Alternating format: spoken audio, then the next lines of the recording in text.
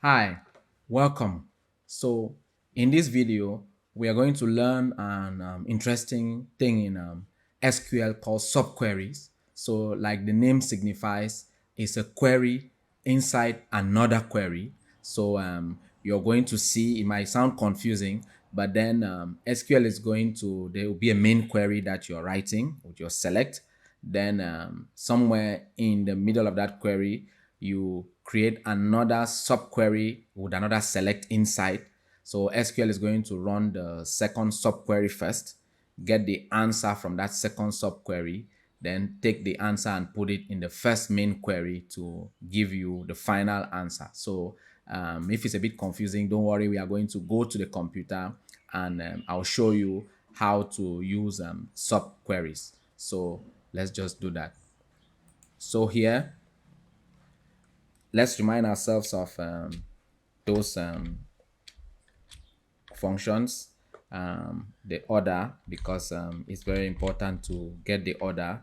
So there's a select from, and then if you have a join, this is where you're going to put it. And join usually has join on something, on maybe a column, and then you can have where, a filter, and then you have group by. If you have the having, you wanted to do a second where you have a having. So all of this we have looked at in previous videos, so you can always go back and check. Then order by, and then you have limit. So here are the commands we've looked at. So we want to see how to add subquery to our skill list, and you can always go back and look at the previous video where we created these databases, and you can always go back and look at the video where we created showed you how to install Workbench. So this will just continue with the series. So now let's look at these tables. I'll just right click here and then I open it. So this is the staff demographic table. I'll just right click here and then I open it, and this is the staff salary table. So we have them there. So now if you're wanting to do a subquery, I'll show you with an example, because there will be times when maybe you want to get a query to, let's say, run some first query, get an answer, and then let that answer be the input of another query. So let's just take an example. We want to be able to return the person with the minimum age from the staff demographic table. So if we know the minimum age, we could just put it in, but then we might not know the minimum age. So we can have a first query, go get the minimum age, and then come back with the minimum age and put it now in a query which gives us the full row values with all the columns of that person, the person's name, the first name, the last name. So let's just do that, and you see. So let's just take that case, select star, then from staff. I'll take staff demographic here, staff demographic. Then there is a where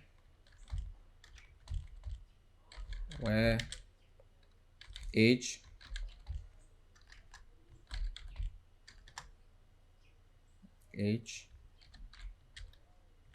equal to. So in this case, let's go and check. So let's go to the staff demographic table. So let's click here to see the minimum age. So the minimum age is 25 years. So if we know it, we could just put in 25 here, and everything is okay. But we can use a subquery to get us the minimum age. Maybe we don't know it, so we can now say equal to. Now we open up a subquery, so you have to open this bracket like this. So the subquery always has a bracket open and a bracket closed. So then now you start saying select. So you have your select now. Then you can ask a minimum, and then age inside here, age, Then you go on to from. Now you have a from your staff demographic. Then now you close the brackets there. So when you run this, you get that person now. This is the minimum age. It has calculated the minimum age and it has given you the full column. So what does SQL do? You first run the subquery inside this your main query here, get the answer, and then after it has gotten the answer, it's going to input that. Let's say runs this, and then it gets 25.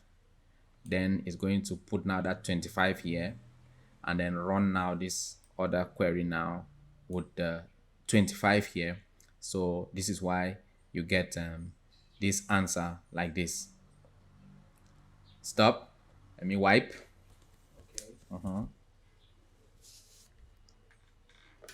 Let me wipe sweats. Yeah. Put on the fan.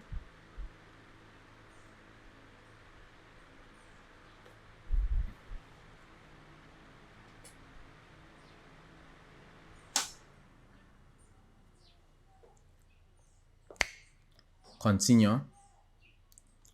So these subqueries, in this case, we use the subquery in the same table.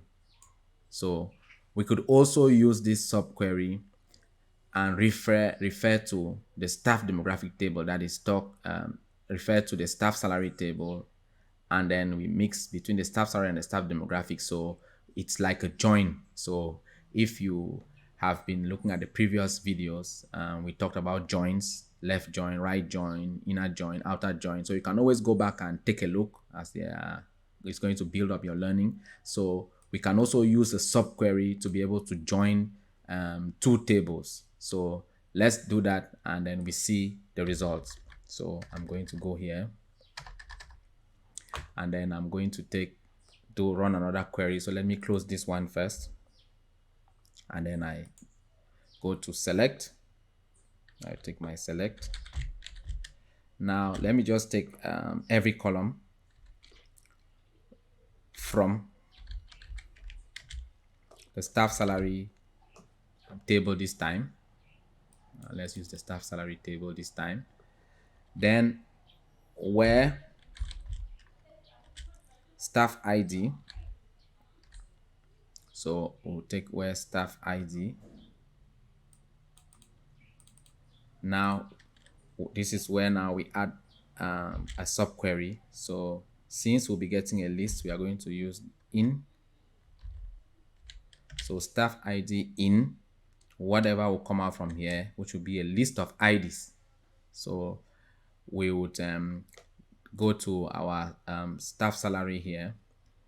Then now we are trying to say select everything, so give us every column, but now get the staff IDs instead from here, from the staff demographic table.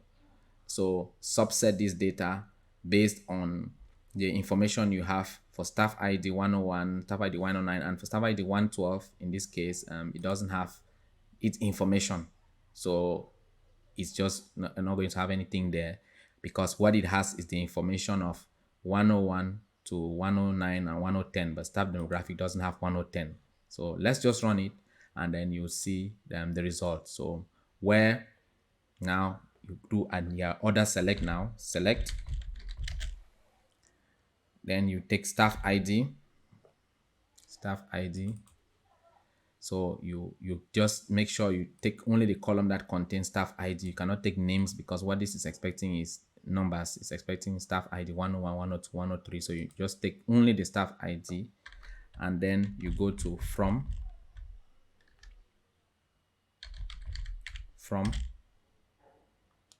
now staff demographic table here. So if you close this and then you select just this one and run it, you get the 101 to 109 coming from the staff demographic table. But since the 112 had no value, so you don't get anything. So this takes the staff ID from the staff demographic table, and it gives you the result. So you can use this to really get very interesting results, because you can be able to make sure that this one is run first, then you get the answer from here. So which means after this you can still continue with, maybe you wanted to do an order by, so you can still continue with your order by, maybe job title, for example. So if you run that, you get it ordered by job title, and you could, if you want to put it a descending in descending order. For example, you had accountant here, receptionist there. So if you want to do it, you reverse it. You instead have receptionist here and accountant here. So it doesn't stop you from continuing. You continue with your other lines, like maybe limit to 5, for example.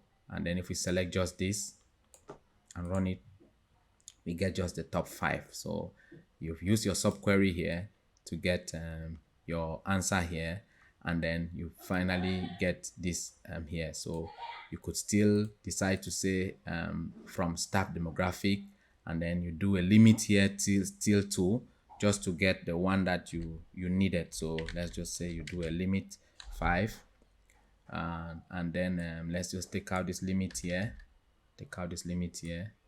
and then we run this. So you get this here.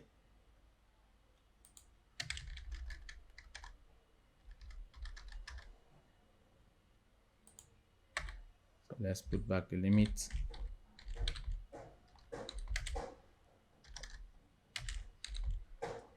Limit 5.